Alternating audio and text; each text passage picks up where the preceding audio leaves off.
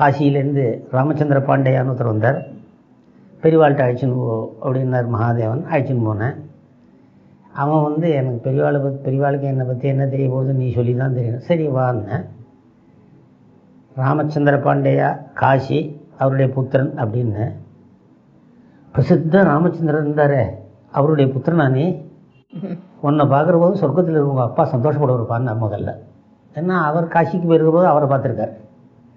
இவனுக்கு அப்படியே பிரமிச்சு போயிட்டான். அதெல்லாம் பேசி முடிச்சாச்சு. அப்புறம் ஒரு வாரம் 10 நாள் கழித்து நான் மகாதேவன் 2 பேரும் காசிக்கு போக முடியுமா இருந்தது செமினாருக்காக. அப்போ டெல்லி போய் சில காரியங்கள் பார்த்துட்டு போகிறனா பெரியவா போகணும். அப்போ பெரியவர் சொல்கிறார் என்கிட்ட, கூப்பிட்டேன் சார் ஒரு நாளைக்கு போகிறதுக்கு முன்னாடி அன்றைக்கி ராமச்சந்திர பாண்டியா வந்த அன்றைக்கி கேட்கணும்னு நினச்சேன், மறந்து போயிட்டேன். நான் காசி யாத்திரை போனேன். மாளவியாவோடு சேர்ந்து ராமேஷஸ் திரிபாட்டின்னு ஒருத்தர் யூனிவர்சிட்டி ஆரம்பிக்கிறதுக்கு பிரதானமாக இருந்தார். அந்த ராமேஷஸ் திரிபாட்டிங்கிறதுக்கு காசியிலேருந்து 40 கிலோமீட்டர் தாண்டி 40 மைல் தாண்டி ஒரு கிராமம். அங்கே ஒரு சம்ஸ்கிருத காலேஜ் நடத்துகிறார். இவர் இங்கே இருந்து காசி எல்லையை விட்டு போகிறதுலேன்னு பிரதிஜை பண்ணி விட்டார்.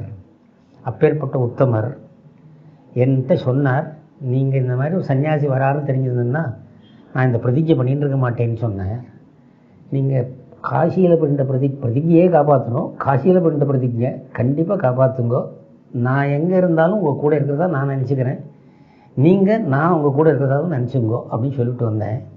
அவர் சௌரியமாக இருக்காரான்னு கேட்டுன்னு வாங்கினார். கிளம்பி போகிறதுக்கு முன்னாடி ஒரு நாள் கூப்பிட்டு அனுப்பிச்சு. சரின்னு நான் காசிக்கு போய் பாண்டியாட்ட எப்பா ஏதாவது சமாச்சாரம் அப்படின்னேன். ஒரு ஆசிரமத்துக்கு ஃபோன் பண்ணான். அவர் இங்கேருந்து சன்னியாசம் வாங்கிட்டு இன்னொரு ஆசிரமத்துக்கு போயிட்டார். கொஞ்ச நாள் ஆகிடுச்சுன்னுட்டார். அங்கே ஃபோன் பண்ணான், சித்தி ஆகிட்டார்னா. என்னைக்கு பெரியவர் அவரை பற்றி பேசினாரோ அன்றைக்கி சித்தி ஆகிட்டார் அவர். போதுமா? நான் திரும்பி இங்கேருந்து காசி வந்தேன். இப்போ சர்வமங்கலான்னு ஒரு கல்யாண மண்டபம் இருந்தது மாம்பலத்தில். இப்போ இருக்காருன்னு தெரியல. சர்வமங்கலான்னு அது பெரியவா தங்கியிருந்தார். மத்தியானம் 12:30 மணி 1 மணிக்கு போனேன். பிக்ஷை நான் ஆகிட்டதுனால நமஸ்காரம் பண்ண வேண்டாம், சமாச்சாரங்கள்லாம் சொல்லுனார். அந்த டெல்லி சமாச்சாரங்கள்லாம் சொல்லிவிட்டு சரின்னு கையை காட்டினார். ராமேஷஸ் திரிபாட்டி அப்படின்னு. பெரியவருக்கு பரபரப்புங்கிறதே கிடையாது. எல்லாத்தையும் சாந்தோட என்னாச்சு அப்படின்னு கேட்டார். சன்னியாசம் வாங்கி விட்டார்.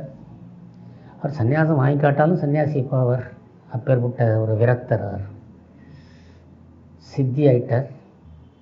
பத்தியோல்லையோ அப்படின்னார். என்னைக்கு பெரியவா அவரை பற்றி சொன்னாலோ அன்றைக்கி சித்தி ஆகிட்டாருன்னு.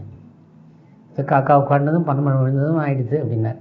இல்லை, பெரியவா கிளம்புற போது அவர்கிட்ட நான் எங்கே இருந்தாலும் நீங்கள் நான் கூட இருக்கிறதா நினச்சிங்கன்னு சொல்லியிருக்கா. பெரியவா கூட அவர் இருக்கிறதா நினச்சிக்கிறேன்னு சொல்லிட்டு வந்தார். அவருடைய ஸ்மரணை பெரியவாளுக்கு இருந்திருக்கு, பெரியவாளுடைய ஸ்மரணை அவருக்கு இருந்திருக்கு. அதான் நடந்தது. அது என்னமோ உனக்கு பக்தியில் அதெல்லாம் சொல்கிறேன். சரி அப்படின்னா அதுக்கு என்ன சொல்கிறதுன்னு நான் இருந்தேன். கூப்பிட்டேன். எப்படியாவது நான் அவரை பற்றி நினச்சிருக்கேன்னு தெரியணும்னு ஆசைப்பட்டேன்ப்பா. அது நேராக போயிடுச்சு.